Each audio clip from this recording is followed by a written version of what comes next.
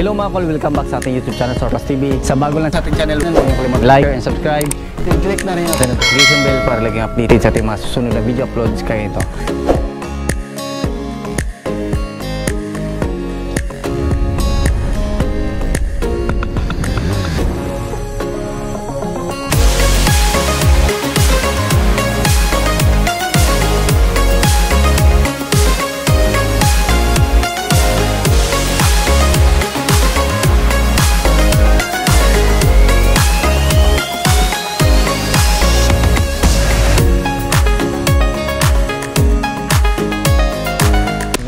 Pakita natin yung ating DA17B Tiptronic. So latest model po ito mga kol. So yung mga latest sa mga minivan ngayon na lumabas galing Japan. So DA17B 2015 model, above, RO6A engine, VVT, 12 valve, then naka ano na yan siya, mga 3 cylinder.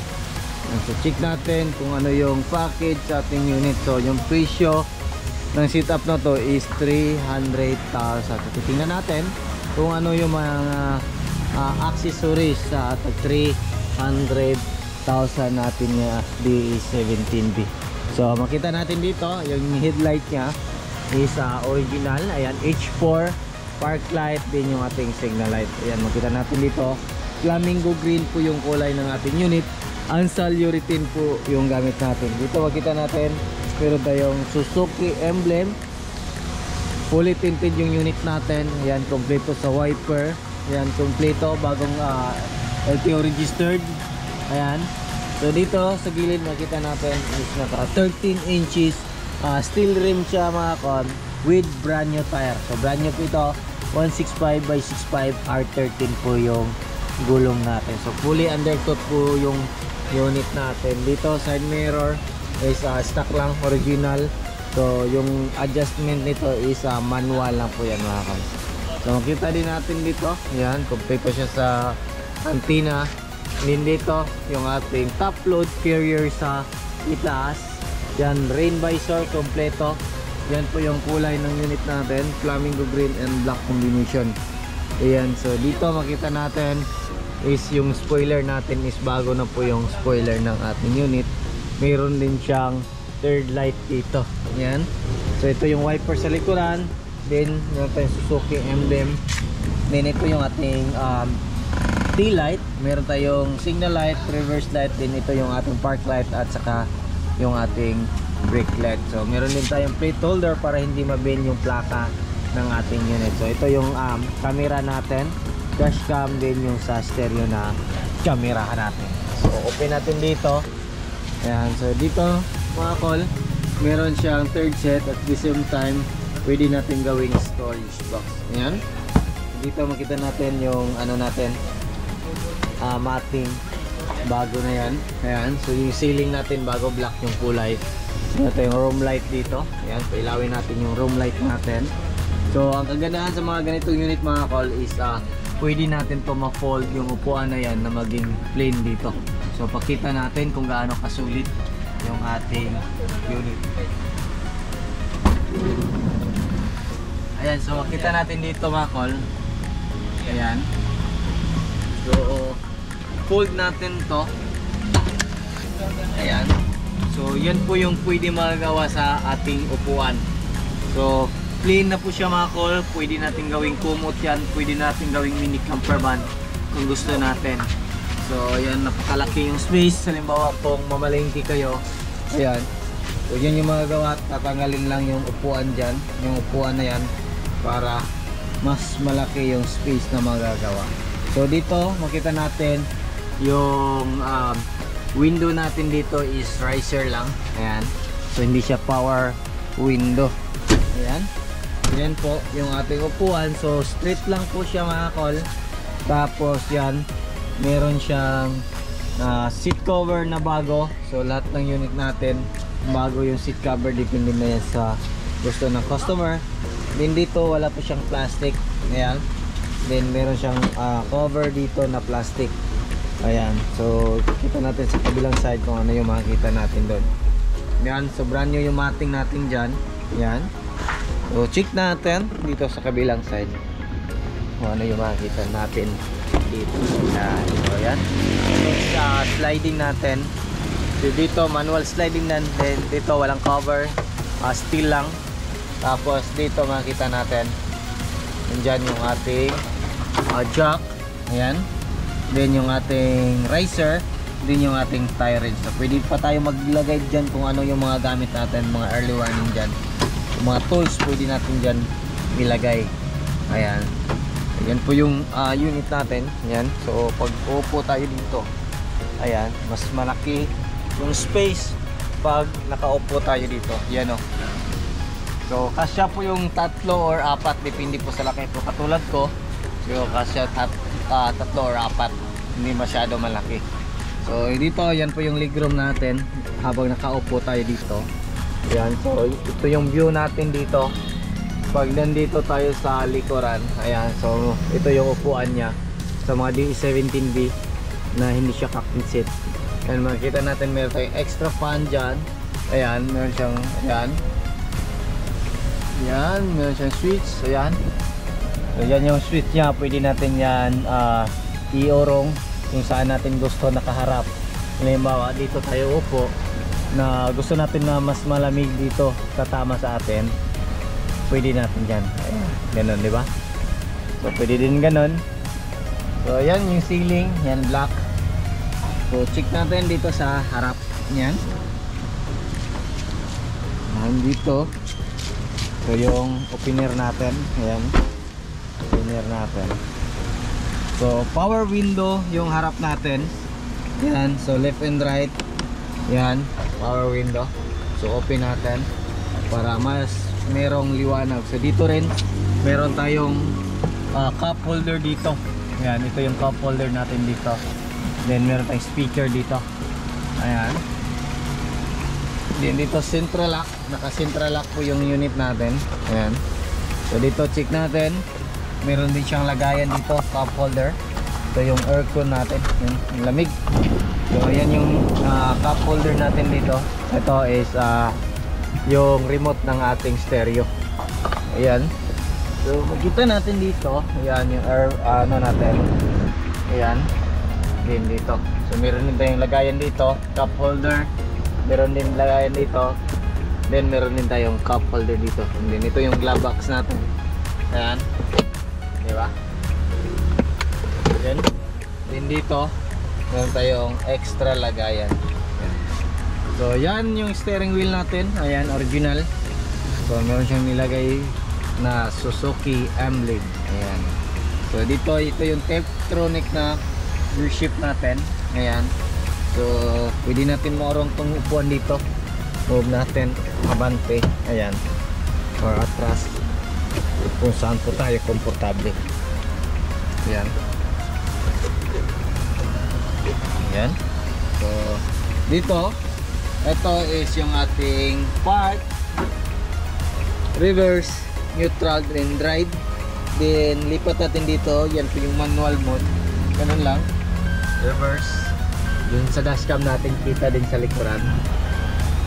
Ayan. Drive mode. So ibig sabihin naka-automatic siya. Ayan. So makita din natin yan dito sa panel gauge natin. Ayan. So is naka-D. So pag nilipat natin dito, ayan, nilipat natin dyan, is ibig sabihin is naka-manual mode. Yung shifter niya pag ano, ganun lang, pangat, second, third hanggang 5th gear. So kung gusto niyo na mag-reduce, ganun lang. Ayan, so automatic mode. Pero mostly ako is lalo na pag city drive at saka yung long drive is nag-automatic mode ako. Pero sa mga akyatan, may time na mag-manual mode ako. Ayan, para nasa stable lang na gear yung at gusto ko, hindi siya palipat-lipat, di ba? So dito makita natin yung ating aircon switch. Ayan, ito yung aircon switch natin. 1, 2, 3, and 4. Ayan, so mas mabilis yung ikot or yung buga ng hangin dito sa ating mga air vent. Ayan. Then dito yung easy switch. Ayan. So meron din tayong mga lagayan dito. Ayan. So naka handbrake na rin. Ayan. Handbrake siya. Ayan. So makita nyo, hindi pa natin dahil marami tayong ginagawa yung unit na yan. Nag-fitness tayo kanina. So makita natin ito yung steering wheel natin. Ayan, so yan yung kagandahan nito kasi meron siyang eco mode mga kol. Ayan, makita natin eco mode. Pag lalabas yan, ibig sabihin maganda yung fuel consumption natin, hindi siya matakaw. So yan yung kagandahan nito, yan yung special nitong unit na to. Ayan, so ayan nyo, i-vlog ko lahat ng mga bagong feature nitong mga unit na to, yung mga special function nito. Ayan, so meron din tayong nilagay na digital temperature gauge, meron siyang RPM. Kasi dito wala siyang RPM. So dito meron siyang RPM. I-set niya or yung temperature niya, yan, nandyan. Yan, so at the same time, pwede natin to gawing scanner ng unit natin. Halimbawa, nag-check engine dito, pwede natin yan gawin. So applicable lang po to sa mga Smiley Edition at saka Sport, Smiley Edition at saka yung mga DE17 na temperature gauge. Ayan, so yung kagandahan sa mga DE17 mga kol, basta power window, ayan, basta power window dito sa harap, meron talagang lagayan dito sa itaas. Yan, malaki yan. Kahit ano, meron kayong Armalite, pwede dito. Ayan, so yan yung kagandahan dito. Kung meron kayong mga extra gamit dito lahat, yan, so pwede dito kasi kaya naman to ang maraming gamit dito, yung hindi lang masyadong mabigat. Ayan, di ba? So yan, kumpleto din sa sun visor. Ayan, so left and right. Ayan, dito rin hood opener natin. Ayan, yung malakas na yung ulan sa labas, so tuloy pa rin natin yung vlog natin kasi tag-ulan na ngayon. Ayan, check natin, sarado natin kasi mababasa. Ayan, so check natin dito. Yun, hindi na umulan na sa labas. Sa labas or sa ano. Ayan, so stick natin dito. Ayan, stick natin. Ayan, so makita natin dito, latest na talaga, hindi siya pahuli. Pressurize yung kanyang coolant or expansion niya. Ayan, then yung coolant. So makita natin dito nakalagay engine coolant only. Ibig sabihin coolant lang po yung ilalagay natin dito. Then never open the cap when hot. So galing kayo sa takbuhan, huwag nyo i-open yan kasi may possibility na ma-disgrasya kayo. So dito yung ating brake fluid.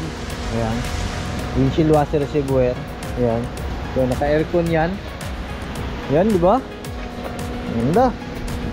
So yan po yung unit natin na 4x2 Tiptronic or manual automatic transmission. So actually yung build ng transmission nito mga kol is fully siya manual. Meron lang siyang AGS or auto gear shift na system na kinukommand din sa ECU.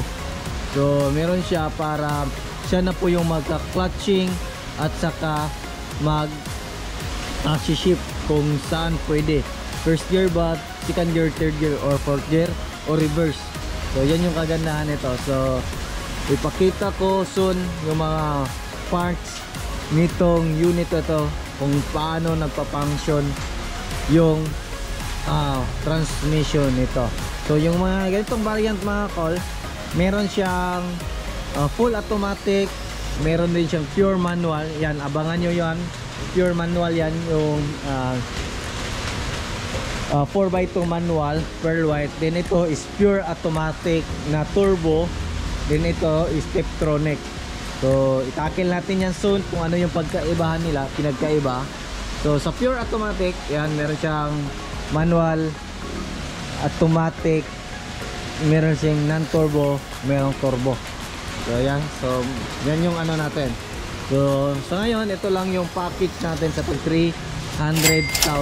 So yung mga basic nito, nasa 265, meron tayong 250, 275. Depende rin sa kuha natin from supplier. So ngayon, ito yung tag 300,000 natin. So hindi pa kasama yung shipping fee kung saan yung area nyo.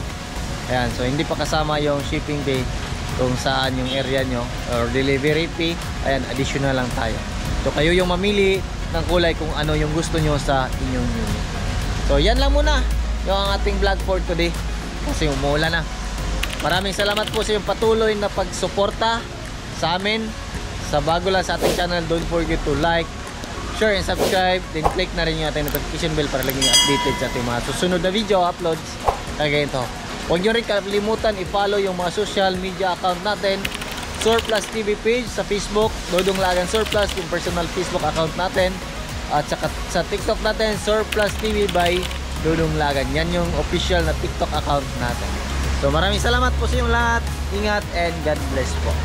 Bye bye.